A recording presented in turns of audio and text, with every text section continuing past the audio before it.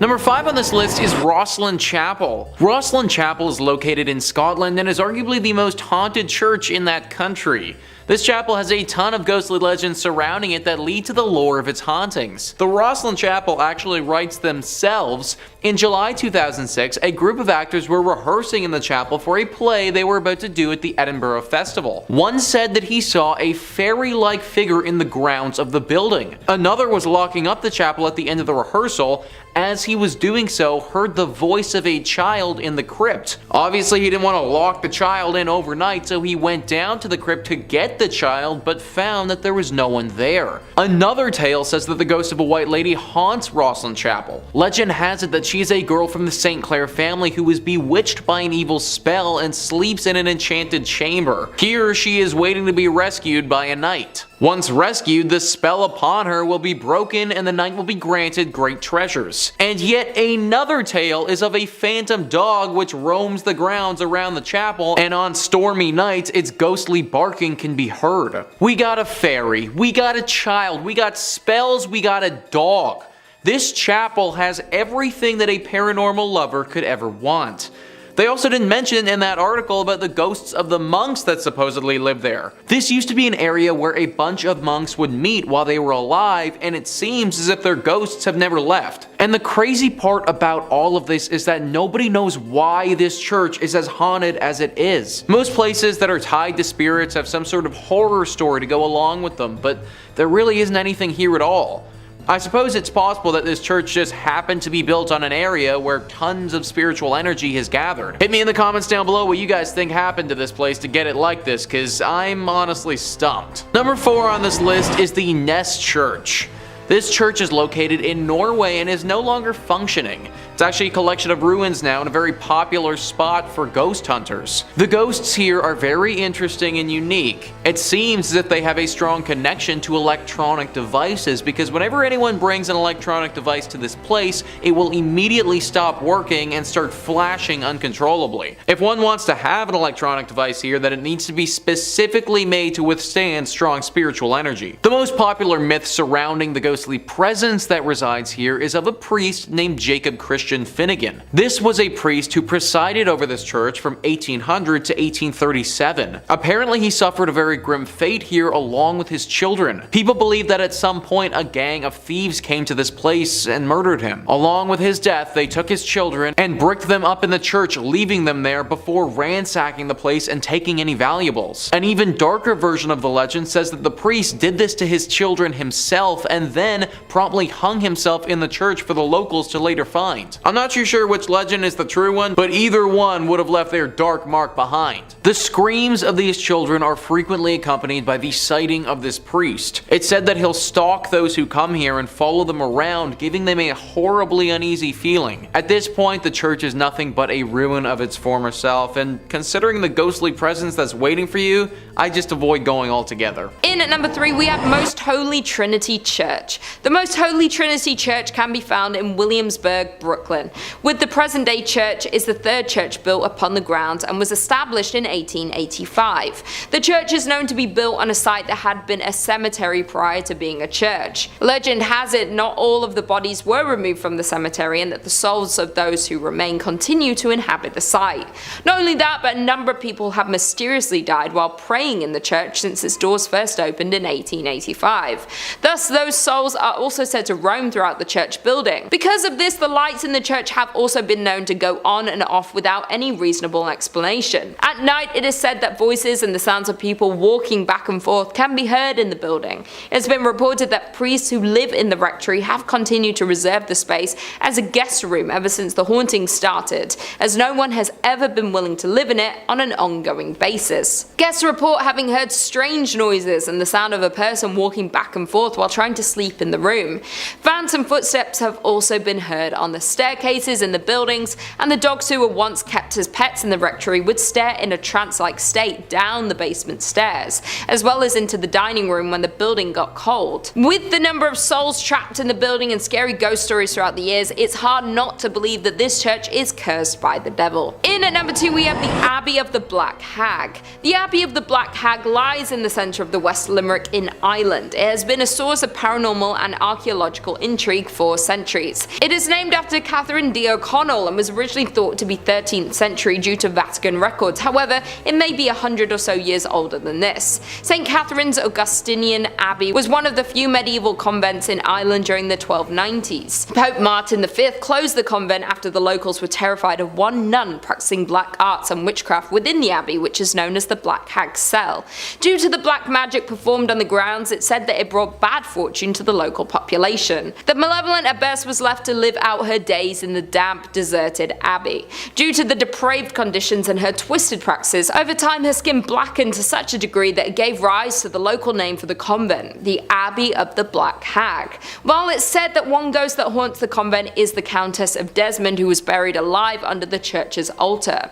Sightings of her menacing ghostly figure prompted an investigation of her grave, while visitors say you can hear her screams and scratching the stone to escape in the early mornings throughout the ruins of the abandoned church. And finally, in at number 1 we have St. Louis Cathedral. The cathedral located on Jackson Square, St. Louis Cathedral is actually the 4th cathedral built upon its current location. The cathedral is the oldest continually operating cathedral in America. The two buildings which used to house the congregation of St. Louis's cathedral were destroyed by unfortunate events. The first building used as the cathedral was lost to a hurricane in 1722, just 4 years after the city's official founding. The cathedral, which replaced the earliest structure, then burned to the ground in New Orleans' Good Friday fire in 1788. The third itinerary of St. Louis's cathedral was built in 1794, but by mid-1800s the congregation decided that they wished to enlarge their parish church. Thus the 4th version of St. Louis Cathedral went up in the 1850s. Perhaps the most famous ghost associated with the St. Louis Cathedral is that of Père Antoine. Père was a Spanish Capuchin friar at St. Louis Cathedral. He arrived in New Orleans in 1774 and was named pastor.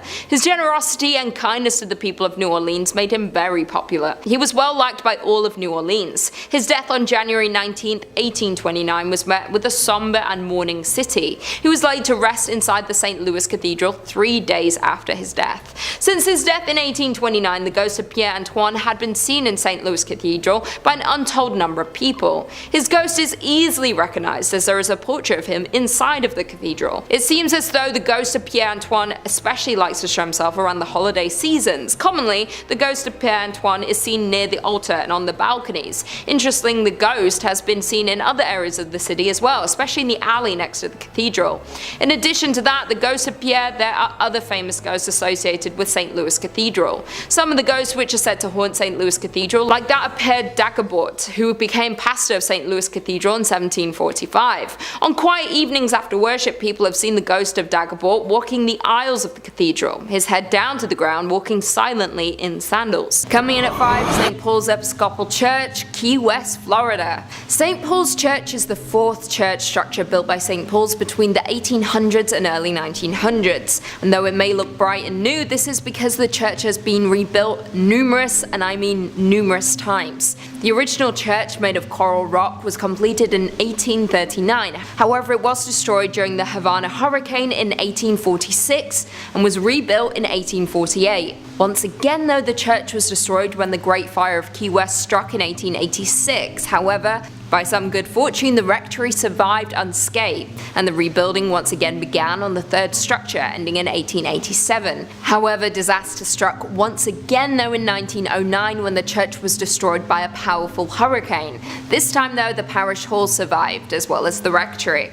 The church was once again rebuilt and construction was completed in 1919. However, during all of these rebuilds, it was discovered that the site was once a Seminole burial ground, with the land being previously owned by the Fleming family before the church was built, and the land was only granted after the widow was assured her husband's remains that were interred on the land would not be disturbed. However, this is where it gets spooky. Legend has it that the promise was broken and the widow's husband, John William Charles Fleming, was removed from the site. Spookier still, according to some locals, his ghost still wanders the site. Other apparitions have been reported as well in the graveyard, one being a ghostly group of children who were killed in a fire set by a jealous deacon who was taking revenge on his unfaithful wife. Yeah, yikes.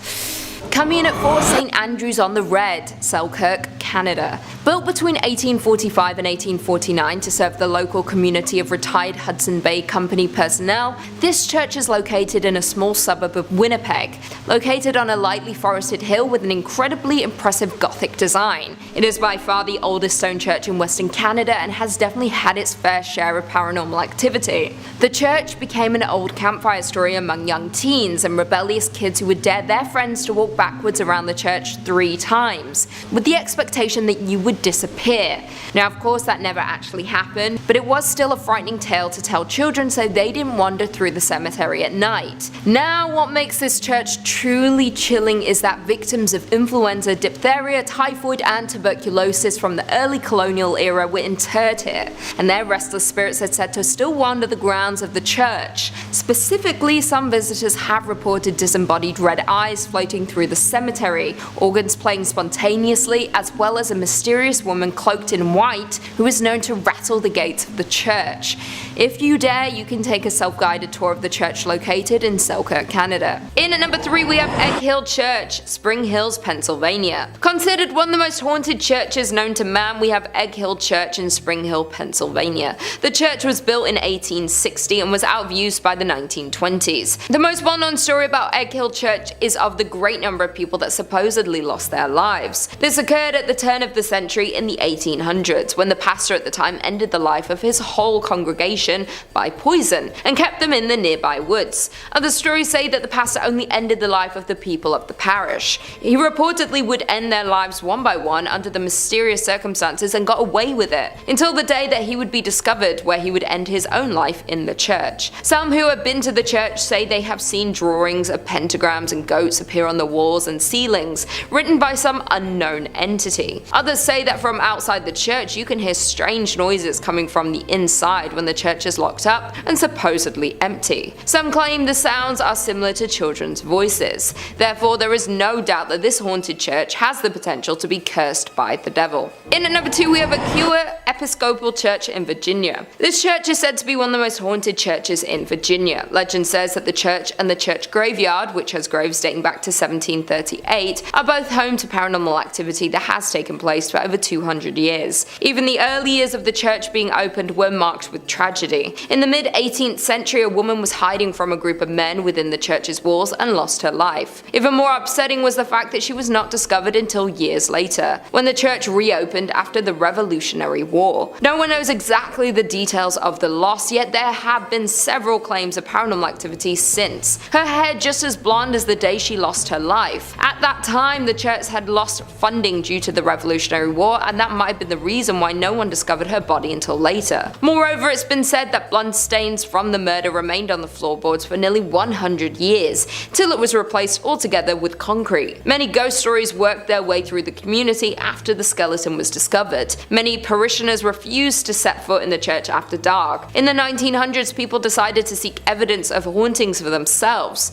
Many returned with chilling tales of having encountered an unfriendly presence. Built before the Civil War, this church is reportedly visited by the ghost of a soldier killed during the conflict. The most haunted part of the building is the church tower. Others claim that the reason for the haunting involves a young woman who was murdered there. The eerie lights and unexplained sounds are reason enough to stay away after dark. Even today, there is plenty of paranormal activity associated with the church grounds. Many visitors have reported hearing footsteps running through the graveyard, accompanied by the sound of a violent struggle. Others claim to see the figure of a young golden-haired woman peering from the balcony window. With all the tragedies and loss of lives that happen within the walls of this church, not to mention the paranormal activity, it's safe to assume that there is some evil spirits and energy cursing the church. And finally, in at number 1, we have St. Columcille, Ontario. Dating back to 1855, St. Columcille Church was founded and located in the hamlet of Uptergrove. The original frame church was torn down and the present brick edifice was constructed in 1905. This structure sits on a hill far back from the road and can easily be viewed when driving on Highway 12 east from Aurelia. The ghost stories have been spreading since over 100 years ago, classifying the church was haunted, and these tales have been circulated ever since. Today, the church is deemed haunted by some local residents and visitors. There have been many reports of ghost sightings, shadowy figures that will suddenly appear, creaking doors and eerie music that will play randomly from the organ. There have also been numerous reports of shadowy sightings of a figure wearing a black hat that floats through the choir area, creating chills for those who had observed it. Mysterious candlelight has been seen flickering from the windows on stormy nights. Many believe the spirit responsible is that of a former priest who, according to legend, pledged to complete a specific number of sermons, though he lost his life before he was able to attain that number. Now some churchgoers say he is returning to fulfill that promise. Number 5 on this list is the Lady of Guadalupe Church. This church is located in New Orleans and is known to the locals as being one of the most haunted spots in the whole city.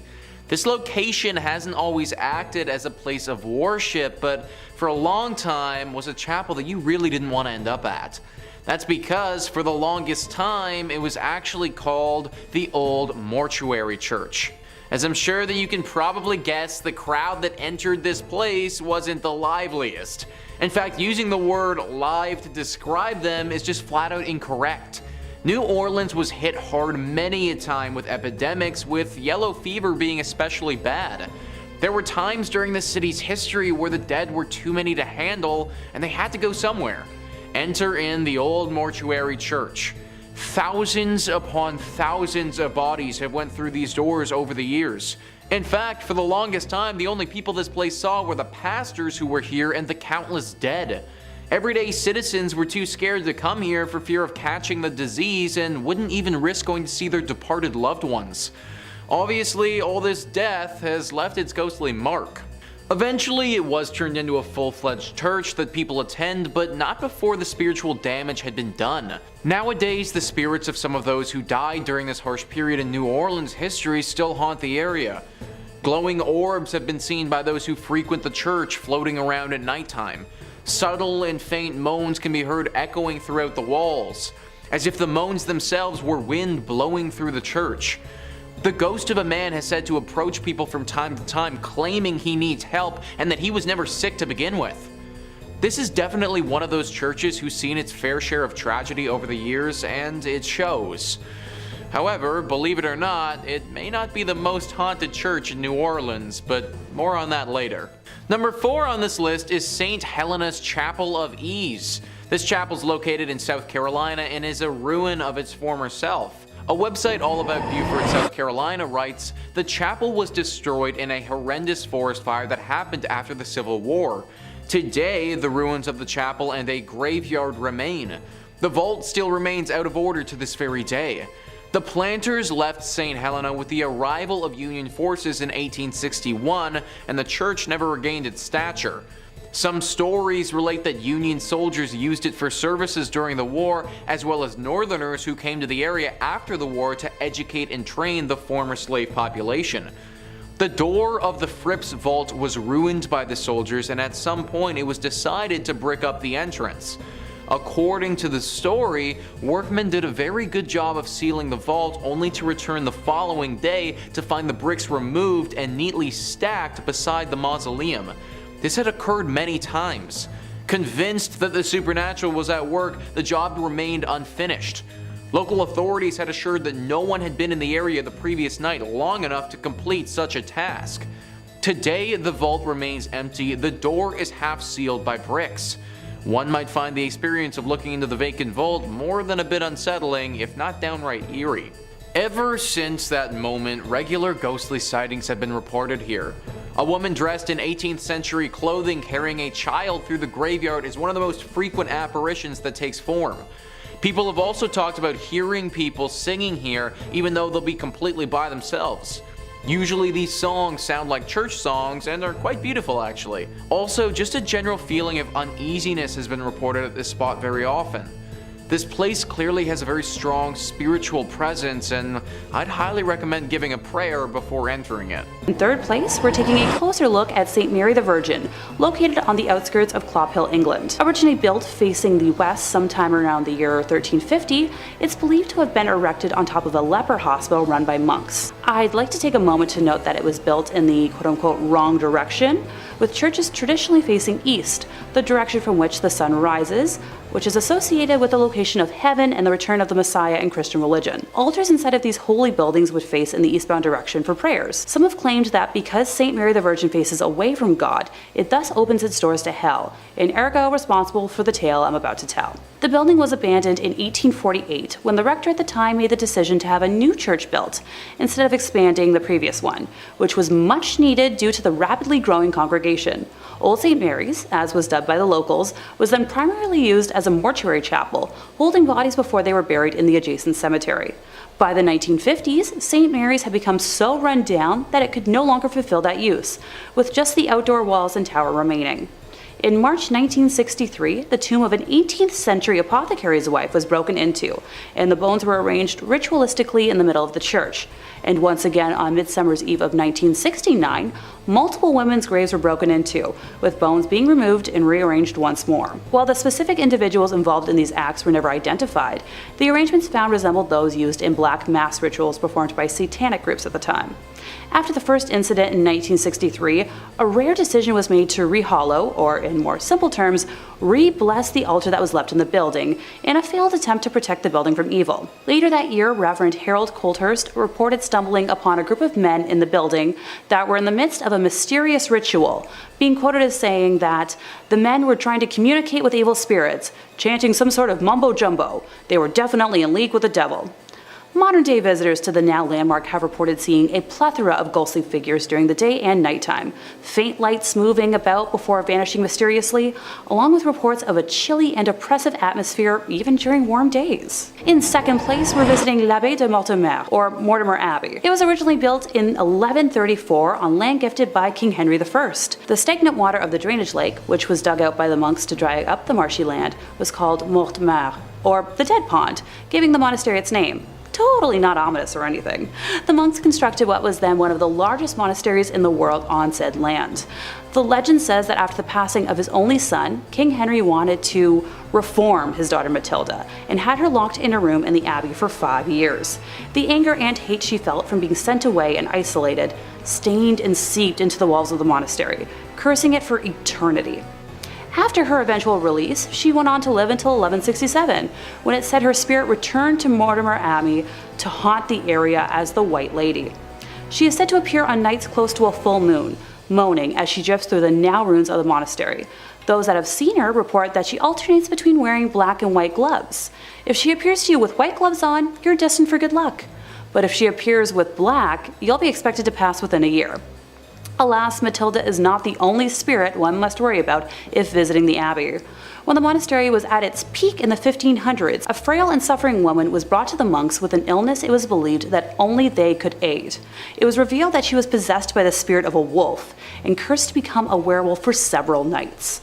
The monks chained her to a room and conducted multiple exorcisms in an attempt to eradicate the spirit.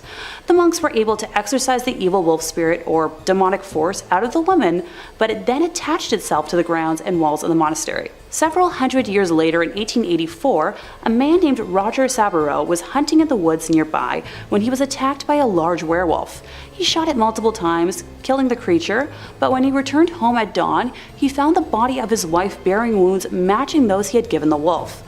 People say the spirit of Roger's wife and his own heartbroken spirit still wander the area when the moon is full. The abbey was exorcised by the church in 1921, but still remains haunted to this day. And coming in first place, we have the Abbey of the Black Hag, locally known as Monasterengaligduff. Please don't curse me for my pronunciation. St. Catherine's Abbey, or simply as Old Abbey. It's located roughly 2 miles east of the village of Shanagolden, in the townland of Old Abbey. Gee, can you tell where it got its name? One of the earliest recorded nunneries in Ireland, with its first official record being around 1298, it was built on land donated by John Fitzthomas, and has the typical layout for abbeys of its time, with a dining hall, cells, isolated meditation areas, and other rooms still able to be identified amongst the ruins today. During the 15th century, there was a major battle for supremacy in the area between the Earl Fitzgerald and the prestigious Butler family, of which the Earldom of Ormond belonged. It got to such an extent that the local bishop was known to pray for peace between the families at masses. During one of the nightly attacks, Earl Fitzgerald attempted to get his wife to safety, but as he was pulling her onto his horse, an arrow pierced her thigh, shattering the bone and spraying red bodily fluids. As he rode on, the Countess appeared to have succumbed to her injury, leading the Earl to seek sanctuary at St. Catherine's. The heartbroken man was certain his wife had passed, so he swiftly buried her beneath the altar and continued elsewhere to find safety. As the night went on, the nuns and residents began to hear hair-raising screams and made the decision to rebury the Countess in hopes of bringing her peace. When they dug up the body, they discovered her fingers were broken and her nails had been torn off. The poor woman had been buried alive, with a very slow and torturous end of her life. To this day, it is believed that the Countess has been unable to find peace and continues to scream in anguish, waiting for her husband to save her from a fate truly worse than death. Moving slightly ahead in time, we come to the Black Nun herself. Described as one in the order that wasn't content with being humble, helping others over herself, and the servitude to God, she instead craved power. The hag had her own cell, where she worshipped Satan and performed black magic, becoming a slave to the occult. This was the highest form of blasphemy in the church, and the other nuns in the order fled the abbey, while the hag remained in her now house of darkness. To complete her rituals, the Black Nun would venture into the local community and perform depraved, lewd acts and offer sacrifices, with bones of young community members later discovered on the grounds. In modern times, visitors have reported seeing the dark, shadowy figure of a nun wandering, the feeling of being constantly watched, and a disembodied hand reaching towards them. It has been reported that flashlights cannot function in the nun's cell, and modern batteries drain too quickly to have any sort of rational explanation. Number 5 on this list is the Templo Mayor ruins. So a church is typically defined as a place for Christian worship, but let's loosen up that definition just a little bit and start thinking about it as a building or landmark where people would have worshipped higher beings. If we start thinking about it like that, then the Templo Mayor ruins can certainly qualify. Mexico has a lot of haunted spots, but this is at the top of their list for sure. Gaurav Gupta writes, this archaeological site in Mexico has a blood-soaked past. It is a haunted Aztec civilization site that has made its presence felt throughout the time. Around 4,000 people were brutally killed to please Aztec gods. The priests would cut out the beating hearts from the victims' chests and then throw their lifeless bodies on the stairs of the Aztec temple. Aztec's last emperor, Cuauhtémoc, made his last stand invading Spanish armies before he was tortured and killed. This Aztec is now a museum, and tourists report strange sensational feelings and sightings of shadow figures. 4,000 people were likely sacrificed here. That is a truly absurd amount of sacrifices. Then throw on the fact that a great battle took place here, and you end up with so much death. Needless to say, the spirits of those that passed have never really left. Glowing orbs are always spotted at this place, especially in the evening. There have been reports of these glowing orbs touching the people and transporting them to the world of the dead. They go into a hypnotic state and can't move, sort of like what happens to people in the latest season of Stranger Things, if any of you have watched that. They have a very hard time explaining what has happened to them after the fact, but they know that it was the dead. This is accompanied by a giant beam of light that flashes into the sky. There is evil here, there just has to be. All of the death that has transpired over the years has left a horrible stain on this place, and evil has congregated here. No one knows what type of evil or what spirit is behind this, but just know that this is a scary place that you should probably avoid. Number 4 on this list is the Ness Church. Ness Church is a Norwegian church that is no longer operating. It's a collection of ruins now and a very popular spot for ghost hunters. The ghost hunters have discovered that electronic equipment, or your standard cell phone, isn't going to do so hot in this church. For whatever reason, the second that you bring anything like that in, it just completely shuts down. If one wants to have an electronic device here, then it needs to be specifically made to withstand strong spiritual energy. The most popular myth surrounding the ghostly presence that resides here is a priest named Jacob Christian Finnegan. This was a priest who presided over this church from 1800 to 1837. Apparently, he suffered a very grim fate here along with his children. It's thought that he and his children were killed by an evil gang who came through the church looting it. They killed the priest and then ever so cruelly,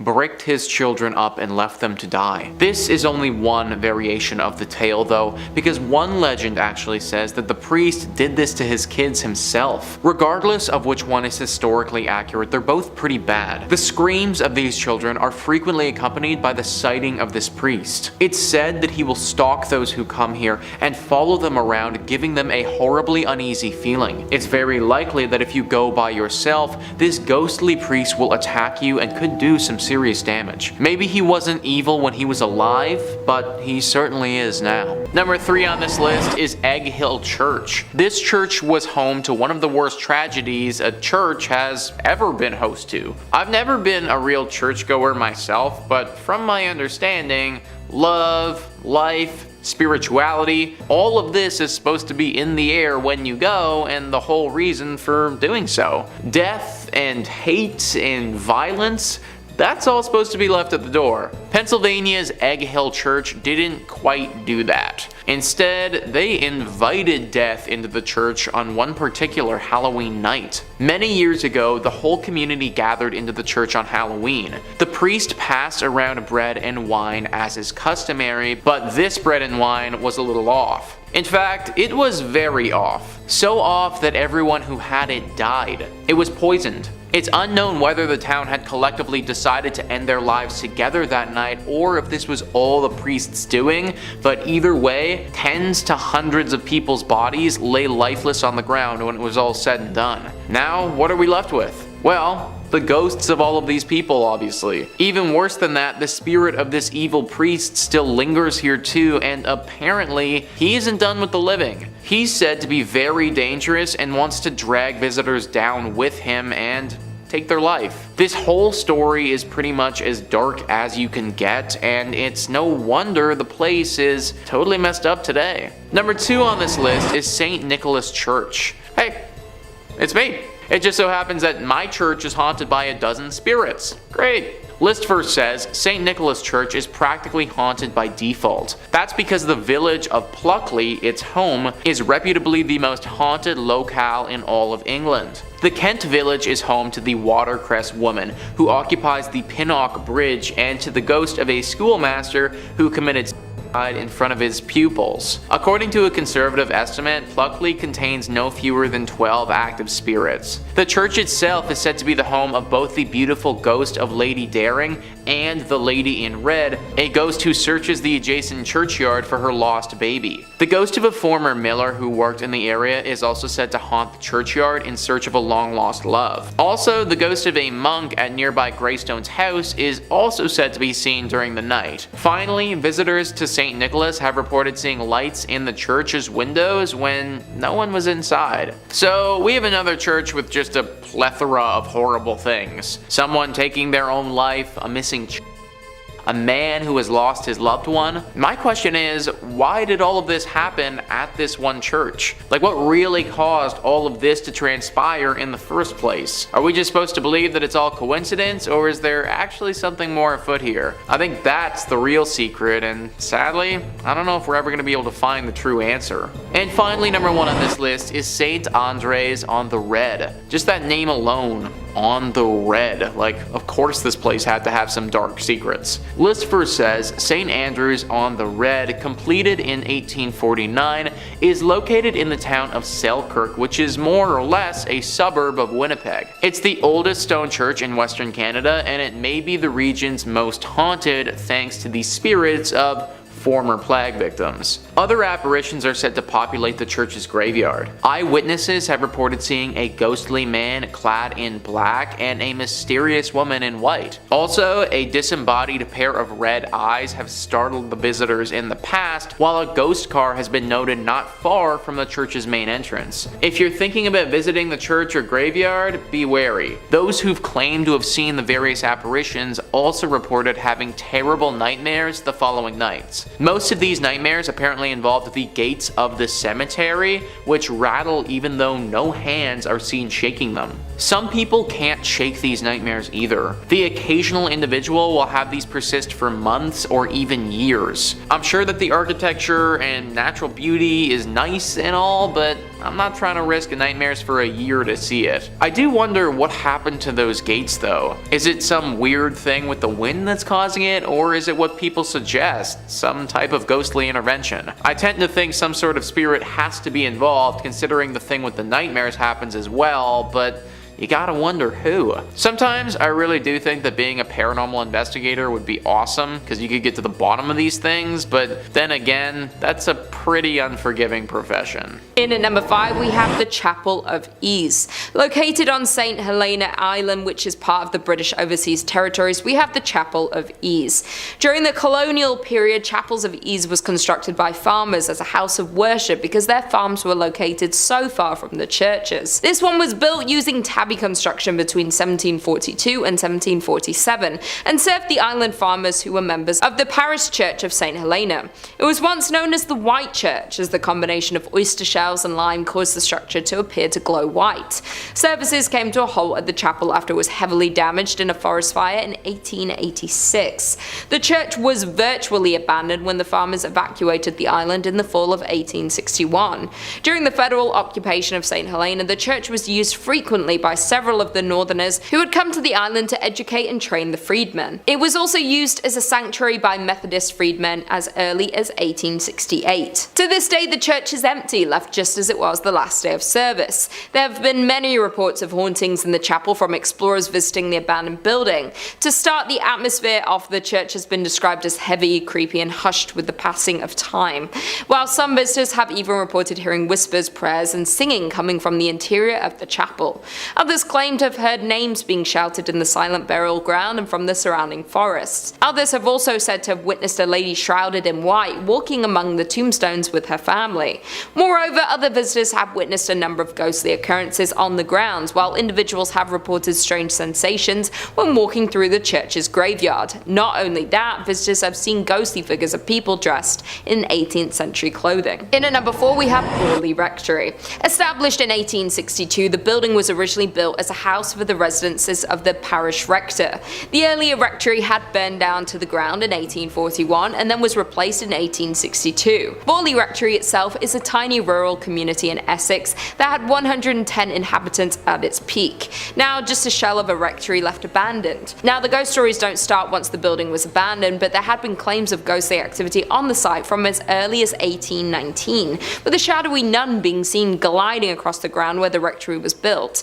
By the time the Bull family moved in, there were reports of the sound of rushing water in the house and bells ringing from unknown sources. There were also reports of disembodied sounds of crashing and heavy footsteps in empty areas of the building. As with so many cases of alleged poltergeist activity, much appeared to be in the daughter of Ethel's room, being the subject of many hauntings. In 1900, Ethel saw what looked like a nun hiding in the trees, and as they reached out to the nun, the figure dissolved in front of her very eyes. As years passed, household items went missing. There started being mysterious messages appearing on the walls of the home. With the increase of hauntings, the owners hired a paranormal investigator of Harry Prince, after years of not being able to find a new owner as people were scared that the church was cursed. Coming in at 3, St. Michan's Church, Dublin, Ireland. This is an Anglican church built on the site of an early Norse chapel from 1095, with the current structure dating back to 1686, undertaken by William Robinson. As it stands, this church is the only parish church on the north side of the River Liffey, surviving from a Viking foundation. Now, the exterior of the church is nothing to write home about, however the interior is what we're going to be discussing, specifically the vaults. The vaults of St. Michan's contain a large amount of mummified remains, with the walls of the vaults containing limestone, thus keeping the air dry and creating ideal conditions for preservation. Among the remains of the 400-year-old body of a nun, a 6.5-foot man believed to have been a crusader, a boy with a severed right hand and feet, and Henry and John Shears, who took part in the 1798 rebellion. Unfortunately, a number of the crypts in the church's vaults were damaged by vandals in 1996 and once again in 2019. After the most recent event, the church has stated that several mummified remains were desecrated by vandals, including the remains of the nun and the crusader. Tours used to be open, however, after the recent incident they have been temporarily shut down. Not only will you be dealing with the enraged spirits of the dead when visiting this church, but also the despicable living. Coming in at 2, Cathedral of the Assumption of Our Lady, Guadalajara, Mexico. Also known as the Guadalajara Cathedral, this is a Roman Catholic cathedral of the Archdiocese of Guadalajara and was built in 1541 in the Spanish Renaissance style with neo-Gothic spires. However, though the building is beautiful, it has been plagued by hauntings and tragic events. On May 30th, 1574, during Mass, neighbours fired shots into the air. Some of the bullets fell onto the cathedral and started a fire, ultimately damaging the building. A second tragic event struck in 1818 when an earthquake shook the city, causing the towers and dome to collapse. The cathedral was of course repaired, however it continues to be in danger. It was damaged by earthquakes in 1932, 1957, 1985, 1995 and 2003. However, outside of natural disasters, the cathedral also has a ghostly side to it. One of the most popular attractions is of course the Crypt of Archbishops, which is truly chilling. However, more chilling still are the mummified bodies on display there, with one dating back to the 1700s, which belongs to a child that was killed for converting to Catholicism. Some visitors to the cathedral have claimed that they have seen her eyes blink and have witnessed her hair move. Very spooky indeed. And finally, coming in at number 1, St. Thomas Anglican Parish of Mulgoa, New South Wales, Australia. Designed by Reverend Thomas Mackison and built from 1836 to 1838, this church is incredibly striking with a Gothic revival design and is said to be one of the most haunted churches in not just Australia, but in the world. Though the church is youthful in appearance and located in a semi-rural area, it is hiding an incredibly dark and tragic history. Legend has it that 2 young boys died in a fire in the bell tower of the church after a prank went horribly wrong. Since that fateful day, any kind of light, even candles, anger the spirits of the boys' restless spirits. According to a Facebook group, Haunted Places of Sydney, they say, I quote, "There's an urban legend that claims that if you drive laps around the church at night, the headlights of your car will switch off, and if you continue, the car will stall." However, it isn't just the church's legend that is creepy. The surrounding cemetery is also filled with monuments that date back almost 200 years ago. With monuments that date back almost 200 years, adding to the creepy factor. As of right now, the church is owned by Anglican Church Property Trust and was added to the New South Wales State Heritage Register on April 2nd, 1999. Number 5 on this list is Hallstatt Karner. Hallstatt Karner is one weird church, man, let me tell you. I'm all about unique and cool decorations, but human body parts? Kinda where I draw the line, guys. Discovery.com says, many bone churches and ossuaries are decorated with femurs and pelvises, but at Hallstatt Karner, the skulls themselves are decorated. More than 600 of the skulls on display in this Benhaus, also known as Bone House in English, bear their former owners' names, professions, and the date of their death. Many are also adorned with decorative garlands and flowers. But perhaps what makes this bone church stand out the most is the fact that the most recent remains to be interred here belong to a woman who passed away in 1983 after having requested the Benhaus as her final resting place. What's more, she might not be the last because the church is still open to receiving similar requests. So yeah, the dark secret here is that there is literal bones still being added. 1983 is really not that long ago when you think about it, and like the article suggests, that's probably not the last person to have been thrown into this array of skeletons. I guess it isn't, but it feels like this should be illegal or something. At the very least, it's just super weird. Like, why is a bunch of dead bodies and bones and stuff bringing anyone closer to God? Isn't the whole point of church to connect with your spiritual side? Not get grossed out by a bunch of dead people who you might have even known at one point. The church is located in Austria and has got to be one of the scariest churches in that country for sure. Unless you want your bones to be added to some religious display, I would stay away from this place. Number 4 on this list is the St. Louis Cathedral, a beautiful church like many on this list, which is riddled with spirits. List first says, like the city it serves, the St. Louis Cathedral in New Orleans is a font of strange myths and legends. Originally built by the city's French rulers, the modern cathedral wasn't completed until the 1850s. According to lore, the ghosts of the old structure came along for the ride. One of the cathedral's better known ghosts, Père Dagobert, was an 18th century priest. Dagobert was renowned for his kindness, especially his willingness to treat the poor and terminally terminally ill. During the 1760s, several members of his congregation decided to revolt against the city's new Spanish rulers. The mainly French and Creole rebels successfully pushed the initial Spanish force out of the city, but a larger force later managed to claim New Orleans for the Spanish king. Infuriated by the earlier rebellion, Irish-Spanish governor Alejandro O'Reilly decided to not only execute the rebels, but also leave their rotting bodies on the doorstep of the St. Louis Cathedral. As a devout Catholic, Dagobert could not stand by while Catholic bodies were so roughly treated. After failing to get O'Reilly's permission to properly bury the bodies, Dagobert led a funeral procession down to St. Peter's Cemetery and placed the slain men in unmarked graves. Dagobert's successor, a Spanish priest named Pierre Antoine, is also said to haunt the cathedral. More intriguingly, Antoine's friend, voodoo priestess Mary Laveau, who often prayed at the church during her lifetime, is also considered to be one of the many spirits inside the cathedral. So we got voodoo priestesses, unmarked haunted graves, multiple spirits of bodies that were buried improperly. This church is just one big mess. Many people think that there are also a bunch of other secrets that this place has that we don't know about. Like this was a spot for a secret society hundreds of years ago who performed some very questionable rituals, and that's why this place is as haunted as it is. Whatever really happened here, we know it was dark and we know that it left its mark. Number 3 on this list is the Aquia Episcopal Church. Heading back to Virginia with this one, this church is located in a place called Stafford. The church itself is rather beautiful and looks super unsuspecting. Some of the other churches on this list and our previous part just gave me the vibe that something was up, but this one doesn't. The outside and the inside make you feel homey and very safe. Problem is, this isn't the case. Only in your state writes, one of the most famous mysteries associated with the church is that of the golden-haired skeleton.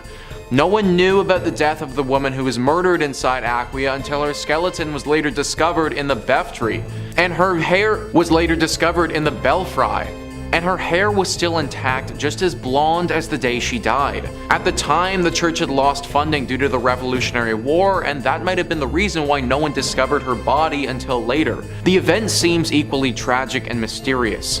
It's been said that bloodstains from the murder remained on the floorboard for nearly 100 years until it was replaced altogether with concrete. Not so surprisingly, many ghost stories worked their way through the community after the skeleton was discovered. Many parishioners refused to set foot in the church after dark. In the 1900s, people decided to seek evidence of hauntings for themselves. Many returned with chilling tales of having encountered an unfriendly presence. Even today, there's plenty of paranormal activity associated with the church grounds.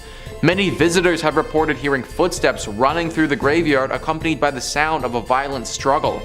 Others claim to see the figure of a young golden-haired woman peering from the balcony window. So clearly this church has got a pretty dark history to it. It's said that the skeleton that was found was of a woman who was murdered by some men prior to the Revolutionary War. The church then closed for the war and reopened after it, so her body would have been stuck here decomposing for probably decades. It's no wonder that her soul hung on to this place and refused to let go. It's honestly really very sad if you ask me, because from all the reports that I read, her ghost isn't evil, it's just a lonely one. It's clear by the way she holds herself that she doesn't want to be stuck in this purgatory place, she just is. Similar to our monks, you should pray as a sign of respect before entering this church if you do ever go. Number 2 on this list is the Borley Rectory. This is sometimes referred to as the most haunted place in all of England, so it definitely deserves a spot on our list. The Rectory, which for those who don't know is a Church of England, was built in 1863. For a bit over 50 years, nothing out of the ordinary or spectacular happened here. It was just a normal rectory. The horror stories didn't take place until 1929. A journalist named V.C. Wall was with a photographer in the woods nearby the rectory taking pictures one evening when they saw the weirdest thing. Apparently from the outside, the rectory looked as if it had a light on within it, but the second that you walked inside, that light disappeared. This phenomenon baffled both of the men, and they thought that something paranormal might be happening. Wall also reportedly said that he saw a nun that evening, or what looked to be the ghost of a nun, walking in the garden. After they told people about this story, some ghost hunters came forward and provided an explanation. Back in the 1300s, there was a monastery here. At this monastery, a monk had a relationship with a nun. This was found out and resulted in deadly punishment for both people. The nun got it particularly bad though, because she was bricked up alive in the convent walls and left there to die.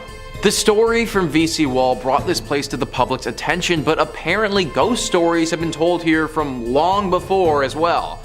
Sightings of paranormal creatures have been seen and talked about dating back before the rectory was even built on this land.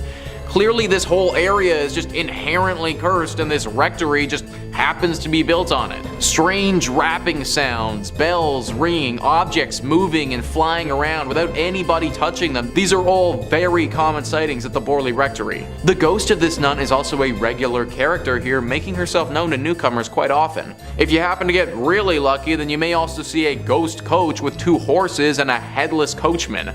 Maybe lucky is kind of the wrong word to use here, but this sighting is a lot rarer and doesn't come out to everybody. Either way, the Borley Rectory is way too haunted and should probably just be avoided at all costs. And finally, number 1 on this list is St. Paul's Episcopal Church.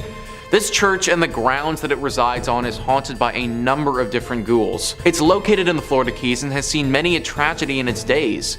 Whether it be a hurricane, a great fire, or other natural disasters, this church has pretty much been through it all. Ghosts and Gravestones writes, "The most well-known haunt of St. Paul's Church Cemetery is that of a man in 19th century attire who appears as a flimsy white vapor. Many believe that it's the spirit of Fleming himself who seems upset. Is it because his gravesite was disturbed so many times throughout the years by all the reconstructions? Nobody knows for sure, but his apparition has startled many. Another spirit that seems to roam the graveyard is a sea captain who appears to take great pleasure in frightening visitors. And beware of the ghost of a man who was legendary for driving the pirates out of Key West. His spirit is angry and ready to taunt, and those who've encountered his apparition say that even on a day when the weather is calm, violent winds come rushing through a tree that sits right next to his grave."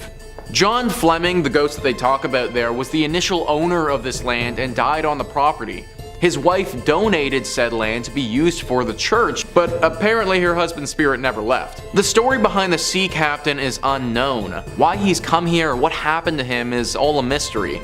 One thing is for sure though, he is a very dangerous ghost, and many visitors have reported being assaulted and terrified by him. This is definitely one of those churches that I would again avoid altogether, but if you do go, then make sure you say a prayer before entering. Coming in at number 5, we have Oradour Church in France. Located in central France, a few miles from Limoges lies a now abandoned town called Oradour-sur-Glane. The town is now filled with empty houses, train lines that are out of order, and a sign of tragedy. With roadside walls pocked with bullet holes, fire marks, scorching stone houses, the church roof has gone through some massive explosion. This tragedy happened on June 10, 1944, when Adolf Diekmann received information from members of the Vichy regime that SS officers had been captured and were being held by members of the French resistance at Oradour-sur-Varès. Diekmann led his team to Oradour-sur-Glane intent on revenge. Whether he went to Oradour-sur-Glane instead of Oradour-sur-Varès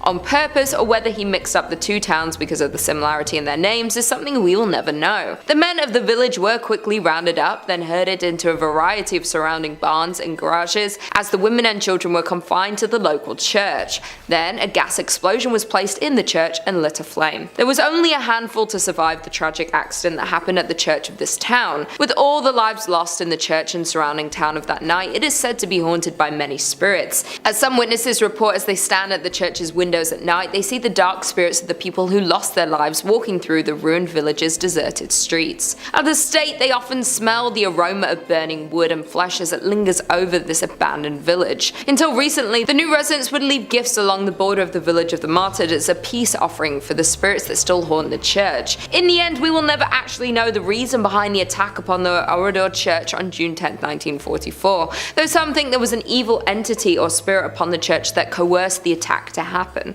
Coming in at number 4, we have St. Mary the Virgin, England. In an English village, you'll find the Church of St. Mary the Virgin, built around 1350 just outside the main settlement. The church in Clophill, Bedfordshire was abandoned for around 170 years after it fell into disuse in the 1840s. There are a few odd things about this ancient little church, the most significant being that it was supposedly built facing the wrong direction. Churches are traditionally oriented to face east, the direction from which the sun rises, which in the Christian religion is associated with the location of heaven and the return of the Messiah. Churches are positioned with the altar facing east so people will pray in that holy direction. Some have claimed that because St. Mary the Virgin Church faces away from God, it thus opens its doors to hell. Indeed, the church has a long history of reported hauntings and supposed satanic rituals. The 14th century church was reportedly used for satanic rituals in the 1960s. As rumor has it, bones were dug up and arranged in satanic patterns. A paranormal investigator has speculated that some kind of black magic was performed at a church in Clophill, making it one of the most haunted places in Bedfordshire. The investigator explained that there's definitely something strange going on at the church, and this personal view is that it's down to black magic practices held there. He explains that he has also had many people confess the terrifying experience that they've had with the church.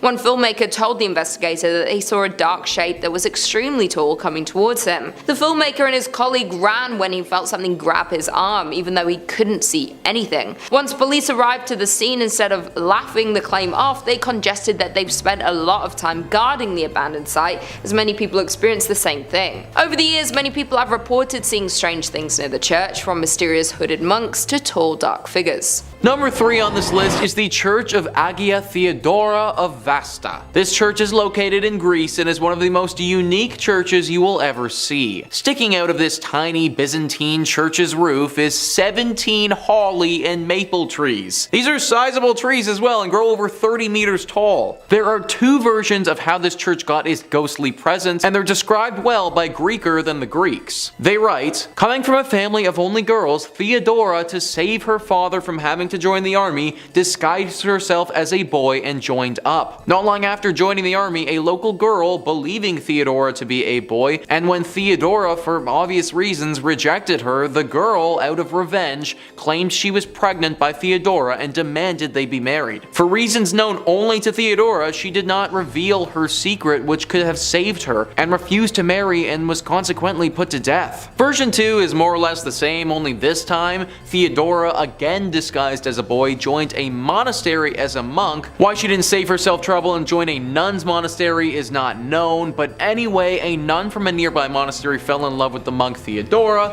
the ending then being the same. Before her execution, Theodora prayed, "Let my body become a church, my blood a river, and my hair the trees." On the very spot where Theodora was executed, a spring gushed forth and grew to become a river which still exists today, as the river which flows beneath the tiny church. So guys, if that legend holds true, then not only is this church haunted by a ghost, but the actual church itself is a ghost. This whole thing was made up by the spirit of Theodora and therefore is basically a living church. Locals have said that because of this reason, the water that flows through this river has some exceptional healing properties and can cure many ailments. Considering this church may actually be the spirit of a person who has passed, I highly recommend saying a prayer before you enter. Number 2 on this list is the Templo Mayor ruins. So a church is typically defined as a place for Christian worship, but if we loosen up the definition a little bit and just make it a building or landmark where people would have worshipped higher beings,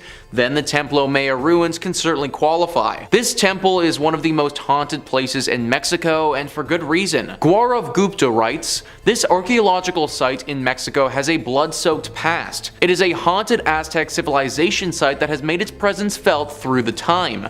Around 4,000 people were brutally killed to please Aztec gods. The priests would cut out the beating hearts from the victim's chest and then throw their lifeless bodies on the stairs of the Aztec temple. Aztec's last emperor made his last stand against invading Spanish armies before he was tortured and killed. This Aztec is now a museum, and tourists report strange, sensational feelings and sightings of shadow figures." 4,000 people were likely sacrificed here. That is just an insane number of people to have died over the years. Not to mention the fact that a battle took place here, and that would have caused more loss of life in great numbers. Needless to say, the spirits of those that passed have never really left. Glowing orbs are always spotted at this place, especially in the evening. Some people have also felt contacted by the dead before. Like they go into a deep trance and get a vision of something to come or something happening in a totally other life. From my research, they've had a hard time explaining it, but they know that something paranormal has touched them. Some locals have even noted a bright light flashing up into the sky at this place before. It happens very infrequently and doesn't seem to have any rhyme or reason to it, but every now and again you can spot a beam of light blast into the sky. I don't think it's unbelievable to think that this place is deeply haunted with all of the death that's happened here. From my reading, it seems to be decently safe to visit if you go during the daytime, but I'd still say a prayer to those that were lost here. And finally, number 1 is the Chapel of the Dead. This one is really interesting because it's actually a crypt underneath a big church. The Chapel of the Dead, or the Capuchin Crypt, is located in Italy and it's underneath the Santa Maria della Concenzo dei Cappuccini Church. This church is located in Rome and was built in the 1600s. The church itself wouldn't be haunted if it wasn't for the 3,700 skeletal remains that are found underneath it. Yeah, that's right folks, this Chapel of the Dead has a bunch of dead in it. The remains of these dead are everywhere along the walls and represent different rooms of this underground chapel. There are 6 different rooms that comprise this chapel, and they are as follows: Crypt of the Resurrection, the Mass Chapel, Crypt of the Skulls, Crypt of the Pelvises, Crypt of the Leg Bones and Thigh Bones, and Crypt of the 3 Skeletons. Crypt of the Pelvises, guys, that's an actual thing. I feel like I don't need to go into detail about what sort of remains hang along the walls in that room, but yeah, that's an actual thing. And listen to what Wikipedia writes about the last room, the Crypt of the 3 Skeletons. The center skeleton is enclosed in an oval, the symbol of life coming to birth. In its right hand it holds a scythe, symbol of death, which cuts down everyone like grass in a field, while its left hand holds the scales, symbolizing the good and evil deeds weighed by God when he judges the human soul. A placard in 5 languages declares. Obviously, with all this being said, this place is deeply haunted. It sounds like something straight out of an Indiana Jones movie, and from what locals have said, it definitely could be. Severe bad luck can befall those that enter into this chapel, and it seems to be totally random. I could enter it and be like 100% fine, but you could enter it and just have horrible things happen to you for years. It's a really interesting place to read about, but definitely not the sort of place I'd recommend visiting. In 5th, we have the Most Holy Trinity Church in New York, built sometime between 1882 and 1885 on land that previously served as a graveyard until 1853. According to local rumors, not all of the bodies residing there were exhumed from the graveyard, and the spirits of those left behind still inhabit the grounds to this day. The church property covers an entire city block, and it is said that there are false closets leading to bricked-up doorways, tunnels, and random sub-basements throughout the church and convent. There are also mysterious passageways on the upper levels of the church, where legend says only priests are able to enter. The church's rectory was built in 1872 by its second pastor, Monsignor Michael May, who later passed in his room on the 2nd floor. Priests who live in the rectory have used that space for mainly a guest room ever since, as no one has ever been willing to live in it on an ongoing basis. Guests have experienced lights being switched off and on, hearing strange noises, and the sound of a person walking back and forth while trying to sleep. Phantom footsteps have also been heard on the staircases in the building, and dogs who were once kept as pets in the rectory would stare in a trance-like state down the basement stairs, as well as into the dining room when the building got cold. In 1897, a parish bell ringer named George Stell's life was taken in the vestibule of the church. Though there was a suspect in the case, a former parishioner who would later be executed for an unrelated ending of life, no one was ever convicted of the crime. The red fluids of Mr. Stell's, as well as the red handprint of the killer, is believed to still be on the wall in a stairway leading to the bell tower. George's ghost still roams the church and is believed to be the reason why the bells will ring suddenly, vowing not to leave until his death has been solved. Moving on to our 4th place position, we have the Aquia Church of Stafford, Virginia. While the congregation was established in 1711, the physical parish wasn't built until 1751. It was a gorgeous brick building built on a peaceful hilltop with a 2-story crucifix floor plan, which otherwise known as a cruciform, which was considered a rather unusual style for colonial churches. Aquia was built to replace 2 earlier sites of the Overwharton parish, which were constructed around 1680. The inside of the church burned down in 1754 and was not rebuilt until 1757. It was then shut down from the Revolutionary War until the Civil War due to lack of funding, before reopening as a stable, campsite, and hospital for Union forces. It was during this closure that a young blonde woman was traveling the dark country roads, rural Stafford County, when a group of highwaymen accosted her. This time period was full of exasperated uncertainty from the war, and with it a severe lack of resources, food, and money. Men would wait hidden on the side of roads to steal the valuables from people walking or riding by their hiding spots. She ran from the men to the sanctuary of the church, but was only able to hide for a little while before they broke inside and ended her life. Her body was hidden in the tower, and the men were never caught. It wasn't until after the Revolutionary War ended in 1775 and the church was ready to reopen for services that what was left of her was discovered. A skeleton with golden blonde hair that was as intact as if she had been freshly slain. The red fluid that spilled on the floor from her death was impossible to remove. Despite using every trick known to man, the stains remained in the tower for well over 100 years, until during a modern renovation when the redness was covered up by concrete. With the facility still being in use today, members of the church have mentioned hearing footsteps walking around at all hours of the day and will break into a frantic run around the church at night, but no one is there. Noises can be heard in the empty tower, with some saying it sounds like a struggle, others describing a groan, whistle, or even a call for help. Many have also mentioned seeing a transparent woman in the church's windows, on the balcony, or even in the graveyard, dubbing her Blonde Beth after the hair of the skeleton. In the 1900s, brave people would try to stay overnight at the church, but were chased away by what they described as an unfriendly presence. A custodian working in the graveyard saw a ghostly woman's face floating above the graves, while another man saw a woman smiling at him through the balcony windows before she vanished. In the middle of this creepy sandwich, Number 3 on this list is Nidaros Cathedral. Located in Norway, this is referred to by locals as the most important Norwegian cathedral and also the most haunted. Taking a look at this thing on the outside, it's certainly very beautiful, but also gives me some serious haunted vibes. And those vibes are well founded. The church was finished being built in 1300 and is directly in the center of the city of Trondheim. It's certainly been around for a large part of Norway's history, however the hauntings at this church have been pretty recent relative to how long it's been around. It all started in 1924 when Bishop Mary Gleditsch saw something pretty scary and gruesome. The ghost of a monk who had a massive slash directly across his neck. This monk has been spotted haunting the church ever since, but the weird thing is, nobody knows why. Historians have combed through Norway's history and can't seem to find a time that any order of monks would have stayed at this church. Now at the end of the day, this doesn't mean that having a ghost monk is impossible by any means. It's totally possible that a singular monk just happened to be at this church for some reason and through some tragedy died, or by the nature of that cut was potentially murdered. Whatever his reasoning for being there, he certainly is. Many visitors have spotted him and some have said that they've seen him playing the organ in the church before. I personally can't imagine stumbling upon a monk whose throat is totally cut playing the organ. This is definitely one that deserves a prayer before entry. Number 2 on this list is St. Louis Cathedral. So we already talked about the Lady of Guadalupe Church, but the only reason that church even exists is because of the St. Louis Church. Also located in New Orleans and arguably more haunted than the previous one. This church is interesting because one could argue that it's been around a lot longer than the other New Orleans one, but that also isn't necessarily true. That's because this is actually the 4th church to go up on this spot. 3 previous times the church that was here has suffered serious damage that caused it to get replaced. One was from a hurricane that swept through the entire area and totally knocked the church to the ground.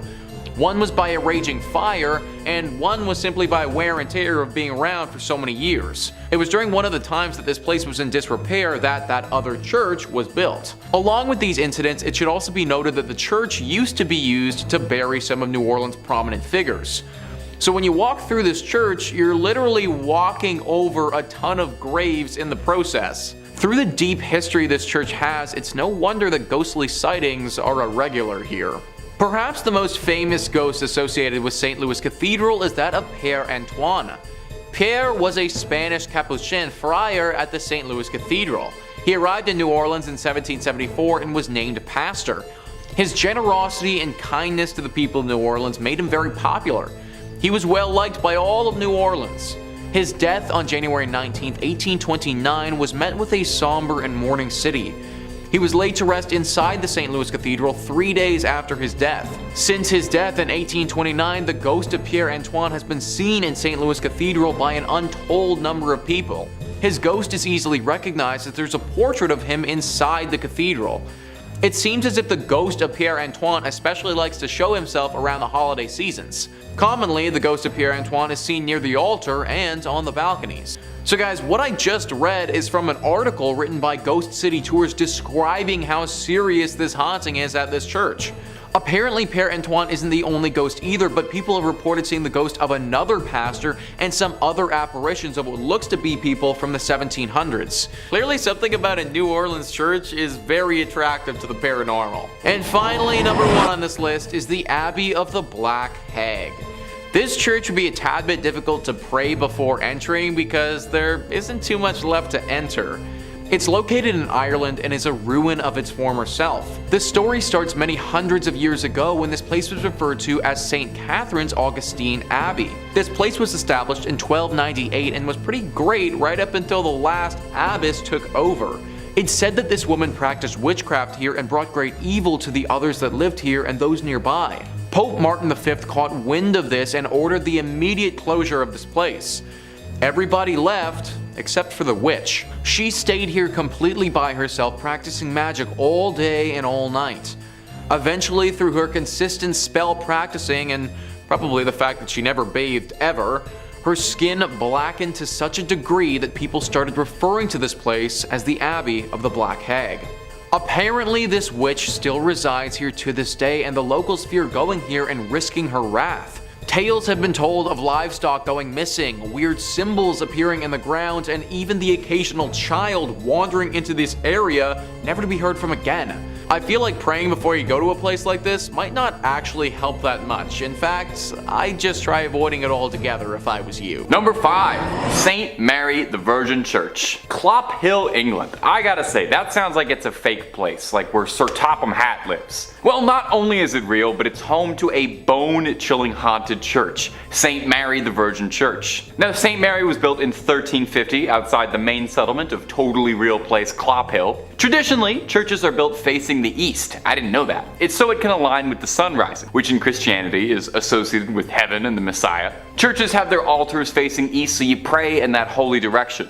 Well, St. Mary's just had to be a little different, and this church is facing the west, facing away from God. And it's why some people believe the church is hosted to evil spirits, as facing west means they've shunned God and opened their doors to the devil. Paranormal investigators have strongly suspected the church as being host to satanic rituals. As the church fell into disuse, it became a popular spot for vandals, and if you believe the legends, black magic. In 1963, a local couple saw 2 people wandering around holding a human skull, which definitely I think would cause you to look twice. The people told the couple that they had found the skull in St. Mary's, where it had been jammed into a wall. When the couple went to investigate, they found on the floor a breastbone, pelvis, and leg bones, all laid out in a pattern used for black mass. Pretty spooky. Scattered cockerel feathers and tracings of 2 crosses filled in red were found inside the church as well. And as if that wasn't slightly unnerving enough, they also found that 6 graves of women in particular had been tampered with as well. All signs seem to be pointing towards some dark rituals happening at St. Mary's Church. Common sightings at the St. Mary's Church range from smaller scale things like strange screeching during the night or hearing the bell going off despite being long abandoned, and the more threatening reports seeing tall, dark figures wandering the ruins of the church,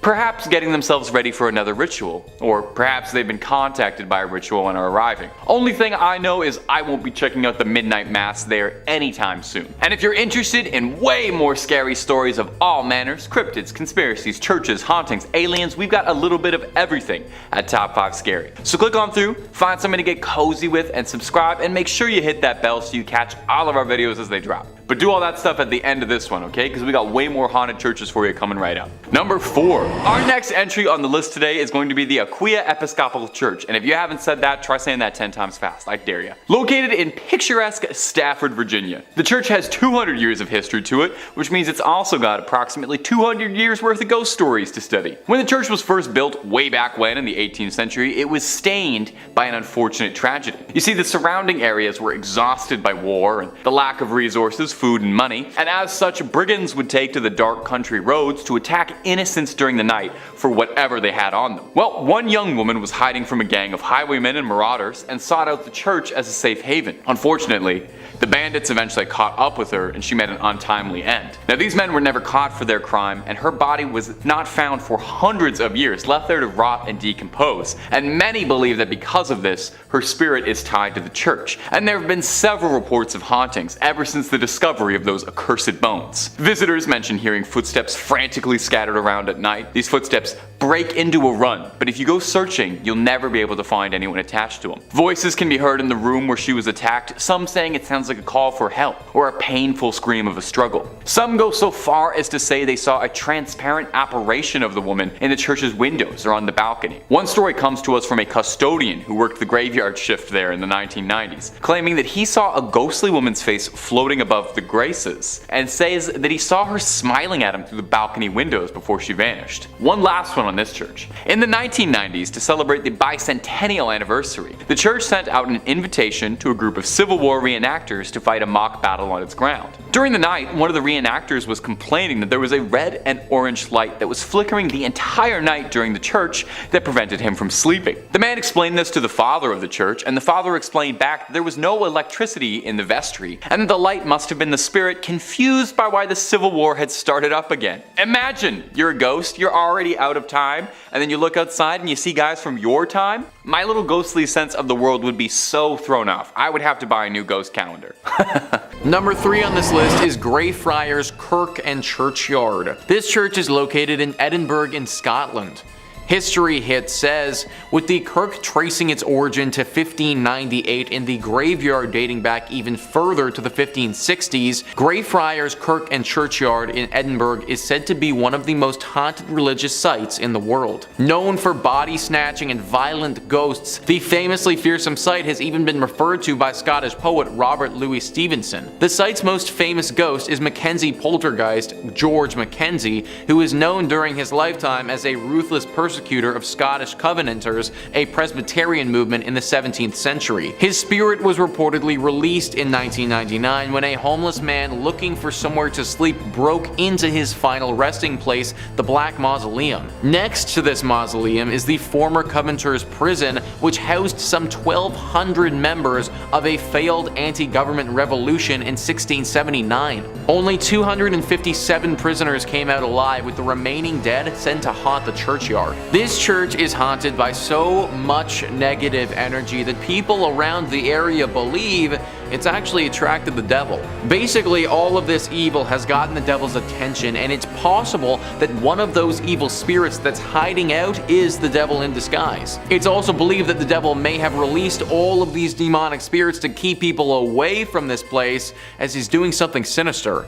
We may never know for sure though. Number 2 on this list is the Church of St. Mary the Virgin. This church is located in Bedfordshire, England, and can very easily be a hiding spot for the devil. Bedfordshire Live says, the Church of St. Mary the Virgin in Clop Hill, Bedfordshire was abandoned for about 170 years after it fell into disuse in the 1840s. During this time, the church fell into ruin as it lost its roof and became a focal point for vandalism, antisocial behavior, and, according to ghost hunters, black magic. Over the years, many people have reported seeing strange things near this church, from mysterious hooded monks to tall dark figures. The 14th century church was reportedly used for satanic rituals in the 1960s. As rumor has it, bones were dug up and arranged in satanic patterns. Damien Odell, head of the Anglia Paranormal Investigation Society, theorizes that the hauntings are what remain of black magic rituals from many years ago. He explained, there's definitely something strange going on at the church, and my personal view is that it's down to black magic practices held there. I think it's possible for a group of Satanists to conjure up something and leave it behind. A sort of guardian or elemental. He added, if this is the case, it certainly does its job because it frightens the living daylight out of people. Other theories speculate that it's haunted because it's facing the wrong way. Churches traditionally face east, the direction from which the sun rises, which is associated with the location of heaven. However, because St. Mary the Virgin faces away from God, it's said to have opened up its doors to hell. Many locals have thought that this church is the literal church of the devil because of all the sightings sightings and the fact that it's facing towards hell rather than where it should be facing. Even if it isn't the devil that is here, it's clear that there is some sort of demonic presence for sure. Personally, I would avoid this church at all costs if I was you. And finally, number 1 on this list is Egg Hill Church. Egg Hill Church is one of the creepiest and scariest churches on this list, and it's for good reason. The church is located in Pennsylvania and has seen a horrifying atrocity committed there in the past. Before I even get into the tragedy that went down here, let's just take a look at this place and how creepy it is. It's this small barn-looking structure that doesn't look to be in good repair at all. It's got a few gravestones sitting out front of it, and it's relatively in the middle of nowhere. It looks like the sort of place where a serial killer would be lurking, or in this case, maybe even the devil. In the early 1900s, this place hosted a horrifying mass murder. The pastor of this church held a congregation, gathering everyone in the surrounding areas to this church.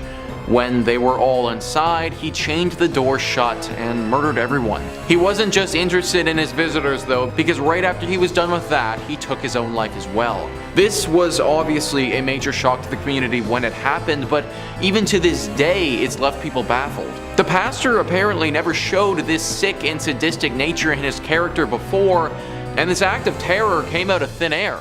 That's why people have speculated before that he may not have been acting by himself. It's very possible that it was him in the flesh but not in the mind, that his body was simply acting as a vessel for the devil or another spirit as they did this. To this day, locals avoid this place and claim that there is a dark force that haunts it. Maybe it's the devil just sitting, waiting in this church for his next helpless victim to wander inside. Number 5 on this list is the Borobudur Temple. Borobudur Temple is located in Indonesia and is frankly extremely beautiful. It's located on the island of Java and is one of the biggest Buddhist temples in the entire world. It truly looks like something from a legend or from something directly out of an Indiana Jones movie. Now, it was built many hundreds of years ago between 780 AD and 840 AD during the Selandria dynasty. There's a lot of lore that surrounds this temple and a ton of mystery. Located in a very remote location, it kind of got forgotten about for several hundred years. Then in 1970, it was almost rediscovered by UNESCO, and it was decided that they would try and rejuvenate it to its former glory. Now, during the process of rediscovering this beauty, they also rediscovered the darker side of this place, which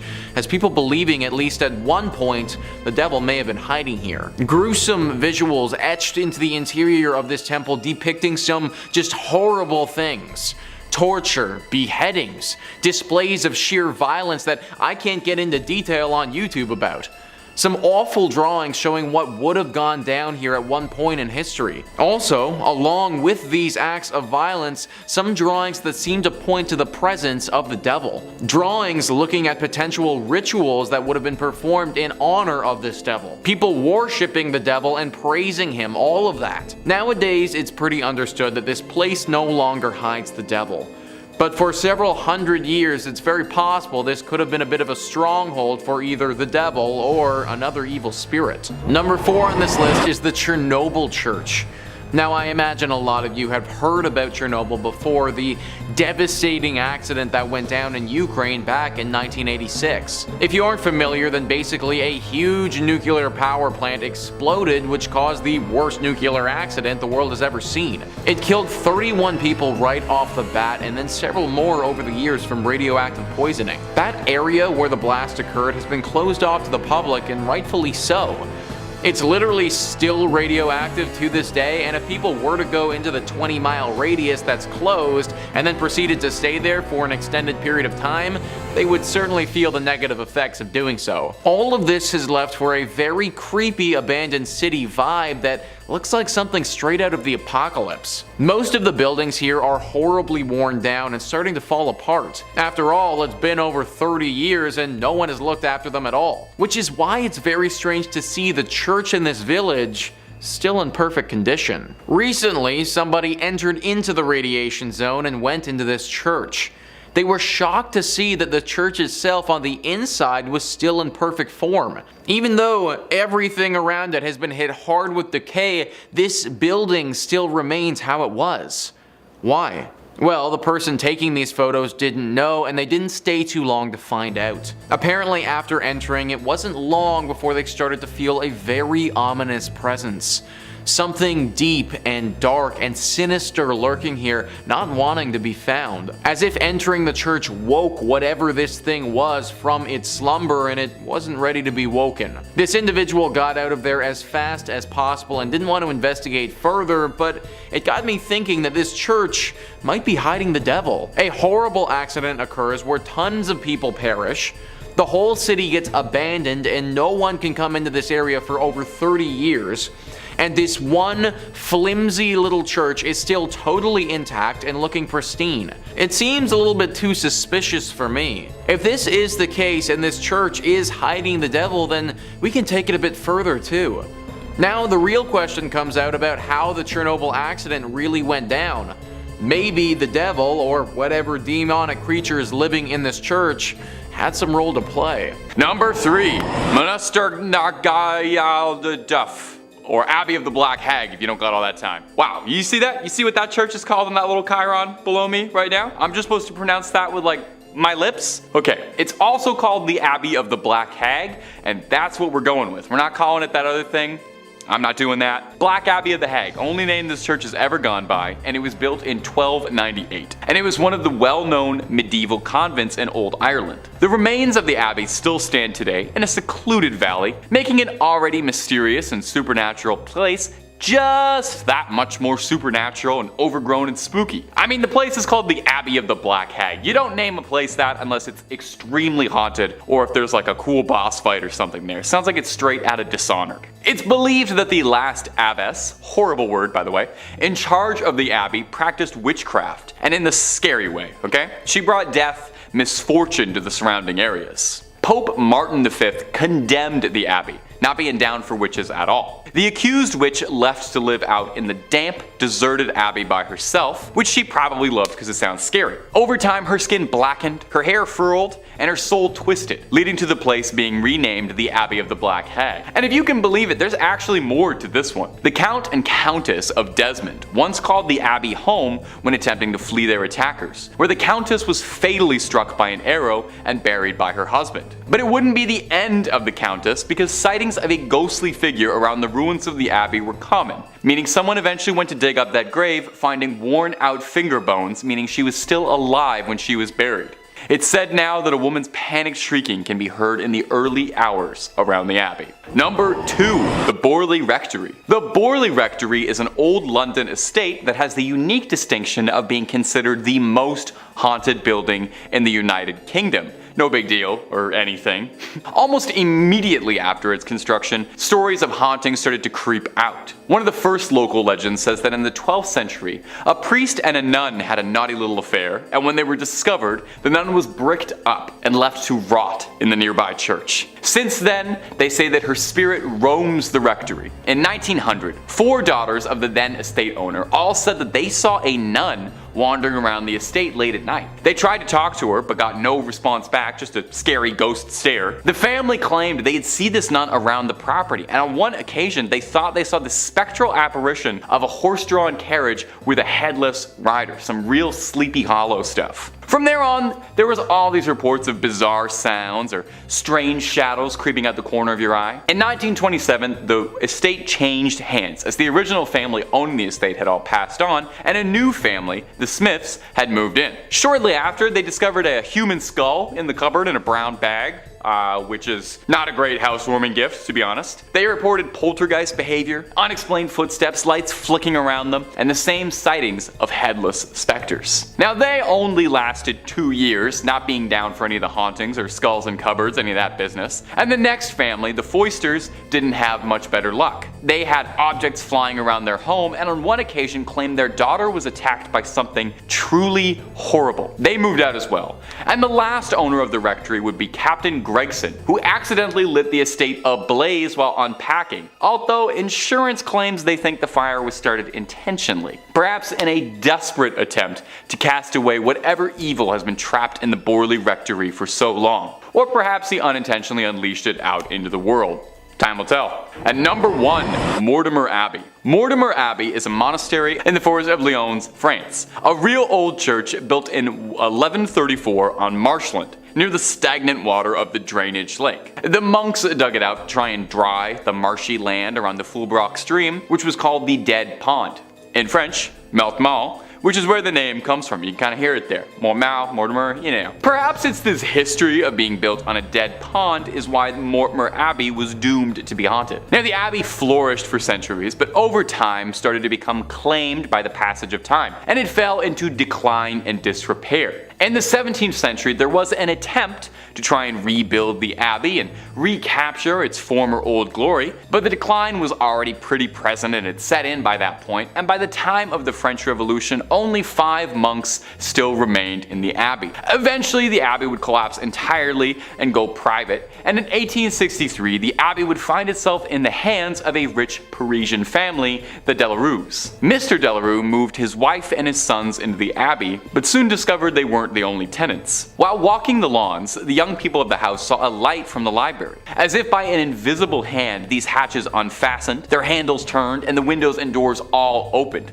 The paintings on the inside of the abbey turned themselves around and steps thundered out into the halls, and nobody moved out immediately after. I would have started looking for new real estate right then and there. But one night the young Delarue, Charles, had his fiancée over to come see the estate that would become her new home in marriage. She was offered the guest room, but found herself terrified during the night when she couldn't sleep because she was too busy being tormented by mysterious sounds and objects around the room that were hurling themselves around, being possessed by something. Having had, quite frankly, enough, like I think any of us might have, the young suitor announced she would never live in this house, called off the entire marriage, and hurried back to Paris tout de suite, where there were plenty of handsome young men asking her hand in marriage who didn't live in old haunted estates, okay? That's the message to take away from this. Get the love you deserve, and the love you deserve is not in a haunted house. Number 5 on this list is the Old Post Chapel. This chapel is located in the Arlington, Virginia cemetery and is definitely one of the most haunted churches in the world.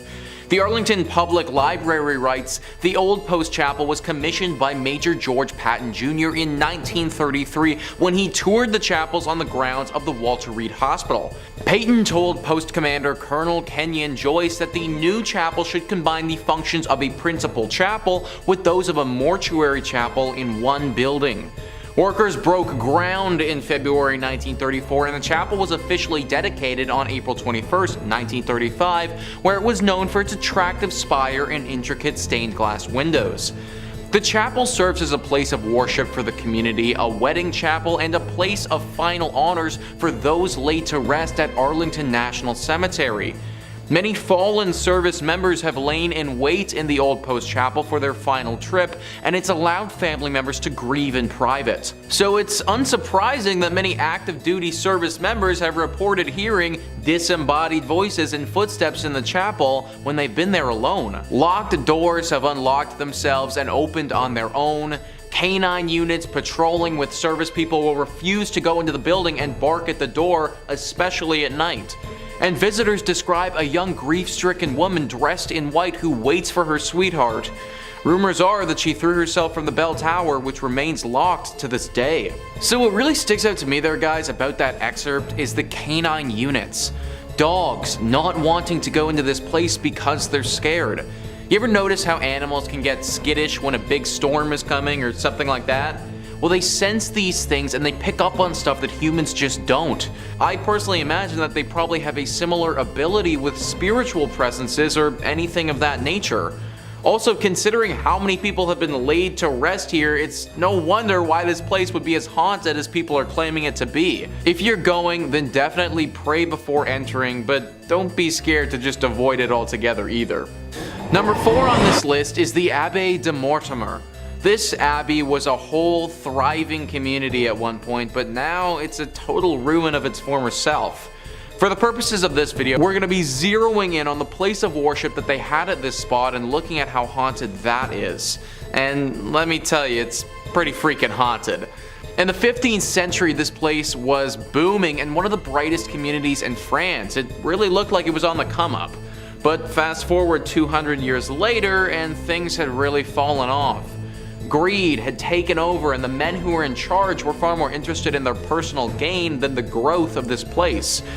People started leaving and things started to wear and tear with time. Eventually, there got to a point where there were only a handful of monks still there, living under the leaky roof of this abbey.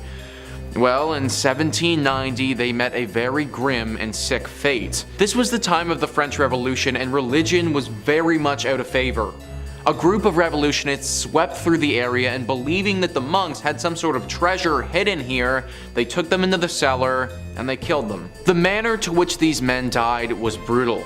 Because of this, it's believed that their spirit still clings to the ruins of this place. Future owners of this location had many run-ins with ghosts and even had to perform some exorcisms in their time being there. There have also been reports of werewolves and other demonic creatures here.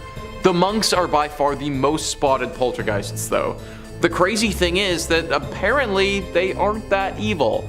One would think that after their life was so ruthlessly stripped away from them that they would harbor some anger, but apparently they don't. If you do make it out here, then I recommend you pray not only as a form of safety, but also as a sign of respect for the souls of the monks who still live here. Number 3 on this list is Greyfriars Kirk and Churchyard. As the name Greyfriars might hint, this church is located in Scotland. History hit says, with the kirk tracing its origin to 1598 and the graveyard dating back even further to the 1560s, Greyfriars Kirk and Kirkyard in Edinburgh is said to be one of the most haunted religious sites in the world. Known for body snatching and violent ghosts, the famously fearsome site has even been referred to by Scottish poet Robert Louis Stevenson. The site's most famous ghost is the Mackenzie poltergeist. George Mackenzie, who was known during his lifetime as a ruthless persecutor of Scottish Covenanters, a Presbyterian movement in the 17th century. His spirit was reportedly released in 1999 when a homeless man looking for somewhere to sleep broke into his final resting place, the Black Mausoleum. Next to this mausoleum is the former Covenanters prison, which housed some 1,200 members of a failed anti-government revolution in 1679. Only 257 prisoners came out alive, with the remaining dead said to haunt the churchyard. The negative energy that surrounds this church is said to be so strong that it's attracted some pretty powerful beings. The devil is the one being that people associate with this place. Some believe that this church is actually a secret lair for the devil, that these other demonic spirits are working to keep us away from this place so the devil can fulfill his evil agenda. If this is the case, then I think that we should do as the devil wants and leave it alone. Number 2 on this list is Borley Rectory. Built in 1863 in England, this is one of the most famous haunted churches in the world. We can thank the personalities of Ed and Lorraine Warren for bringing it into the spotlight, as they had quite the experience at this church back in the day. The horror stories began back in 1929. A journalist named V.C. Wall was a photographer in the woods nearby the rectory taking pictures one evening when they saw something very strange. From the outside, the rectory looked like it had a light on, but if you walked inside, it was all dark. Wall also saw the ghost of a nun that evening walking around the graveyard looking as eerie as you may expect. After they told people about this story, some ghost hunters came forward and provided an explanation.